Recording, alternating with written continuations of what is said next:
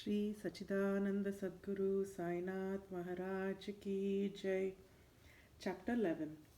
Let us now in this chapter describe the manifested Sagun Brahma Sai as to how he was worshipped and how he controlled the elements. Sai as Sagun Brahma. There are two aspects of God or Brahman, the unmanifested Nirgun and the manifested Sagun. The Nirgun is formless while the Sagun is with form, though both denote the same Brahman. Some prefer to worship the former, some the latter.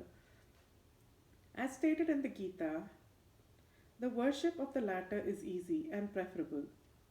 As man has got a form, body, senses, etc., it is natural and easy for him to worship the God with form.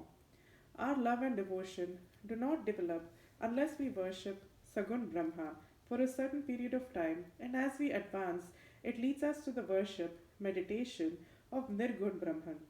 So let us start with Sagun worship: image, altar, fire, light, sun, water. Brahman are the seven objects of worship, but Sadguru is better than all of these. Let us on occasion bring to our mind the form of Sai, who was non attachment incarnate and who was a resting place for his wholehearted devotees. Our faith in his words is the seat of Asan, and our Sankalpa, determination to start and finish the puja, is the abandonment of all our desires. Some say that Sai was a Bhagavad Bhakta, devotee of the Lord. Others say he was a Mahabhagavat, a great devotee. But to us, he is God incarnate. He was extremely forgiving, never irritable, straight, soft, tolerant, and content beyond comparison. Though he looked embodied as having the form, he was really disembodied, emotionless, unattached, and internally free. The Ganges, on its way to the sea, cools and refreshes the creatures affected with heat, gives life to the crops and trees, and quenches the thirst of many. Similarly, saints, like Sai, while they live their own life, give solace and comfort to all. Lord Krishna has said that the saint is my soul, my living image. I am he, or he is my pure form. This indescribable Shakti or power of God, known as pure existence, knowledge, and bliss, incarnated in the form of Sai in Shirdi. The Shruti Taittiriya Upanishad describes Brahman as bliss. This we read or hear daily in the books, but the devout people experience this Brahman or bliss in Shirdi. Baba, the support of all, required no prop or support from anybody. He always used a piece of sackcloth for his seat, which was covered with a small beautiful bed by his bhaktas, and had a bolster placed by them as a rest to his back. Baba respected the feelings of his devotees and allowed them to worship him as he liked. Some waved chamra or fans before him, some played on musical instruments, some washed his hands and feet, some others applied scent and chandan, some gave betel nut with leaves and other things, and some others offered naivedya. Though he looked like living in Shirdi, he was present everywhere. This all pervasiveness of his was daily experienced by his devotees. Our humble prostration to this all pervasive Sadguru. Dr. Pandit's worship. One Dr. Pandit, a friend of Tatya Sahib Nulkar, once came to Shirdi for Baba's darshana. After saluting Baba, he sat in the masjid for some time. Baba asked him to go to Dadabhat Kelkar. He went to Dadabhat, by whom he was well received. Then Dadabhat left his house for puja and Dr. Pandit accompanied him. Dadabhat worshipped Baba. Nobody until then dared to apply sandal paste to Baba's forehead.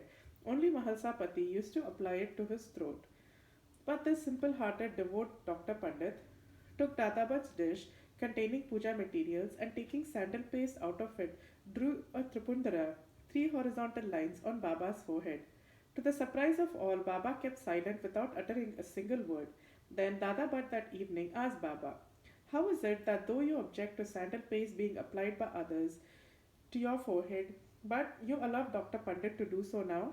Baba replied that Dr. Pandit believed him to be the same as his guru, Raghunath Maharaj of Dopeshwar, known as Kaka Puranik, and he also applied the paste to his forehead as he was doing to his guru. Hence, he could not object. On inquiry, Dr. Pandit told Dada Bhatt that he took Baba as his guru Kaka Puranik and realized him as the same. Hence, he marked the Tripundara on Baba's forehead as he did on his guru's. Though Baba allowed the devotees to worship him as they pleased, still sometimes he acted in a strange way. Sometimes he threw away the puja dish and wrath incarnate. Then who could approach him? Sometimes he scolded the devotees at times he looked softer than wax, a statue of peace and forgiveness. Though he seemed to shake with anger and his eyes red rolled around and round, still he was internally a stream of affection and motherly love. Immediately he called out his devotees and said that he never knew that he was ever angry with his devotees, that if mothers kicked their children and if the sea turned back the rivers, he would neglect the devotees' welfare, that he, the slave of his devotees, always stood by them and responded to them whenever they called upon him, and that he always longed for their love. Haji Siddiq Falke. There was no knowing when Baba would accept a devotee. That depended on his sweet will. Siddiq Falke's story is to the point. One Mohammedan gentleman by name Siddiq Falke of Kalyan, after making a pilgrimage to Mecca and Medina, came to Shirdi. He lived in a chavdi facing north and sat in the open courtyard of the masjid. For 9 months, Baba ignored him and did not allow him to step into the masjid. Falke felt much disconsolate and did not know what to do.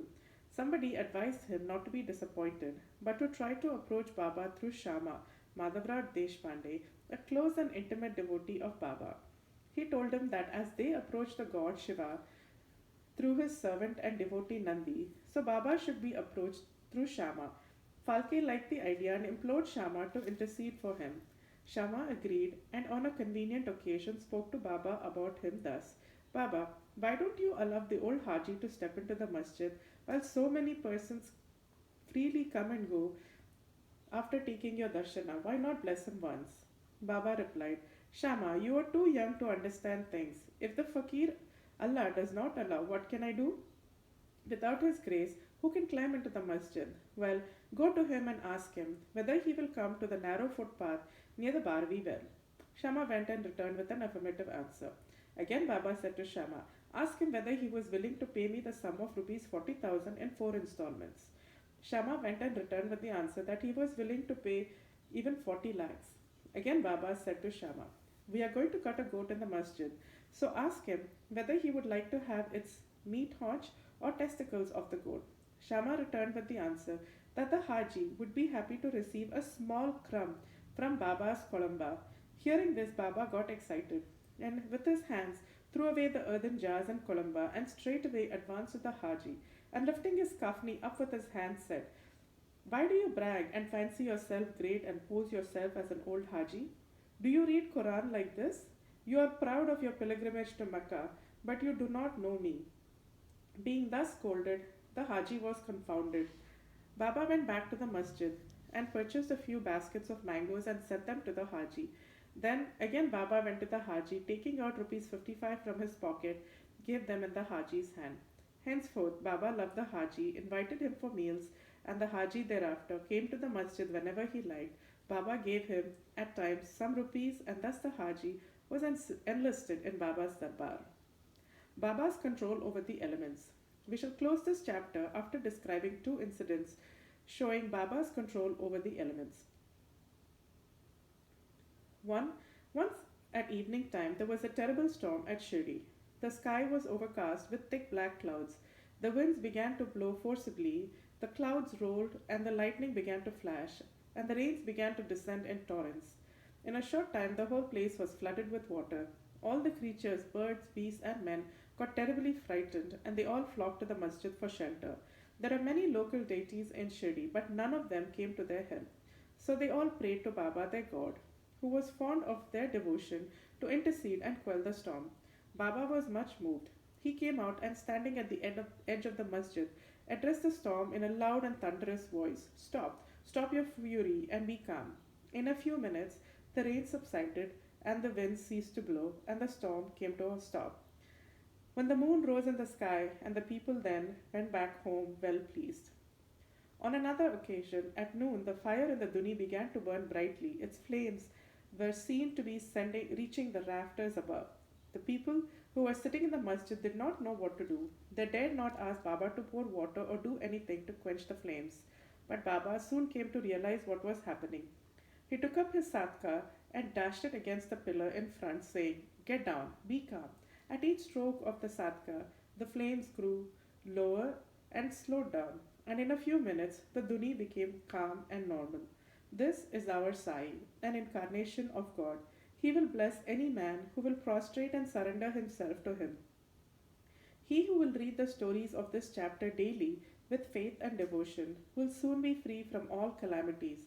Not only this, but always attached and devoted to Sai, he will get very well soon God vision. All his desires will be fulfilled, and being ultimately desireless, he will attain the Supreme. Amen. Bo to Shri Sai, peace be to all. Shri Sachidananda Sadguru, Sainath Maharaj Ki Jai. End of chapter 11.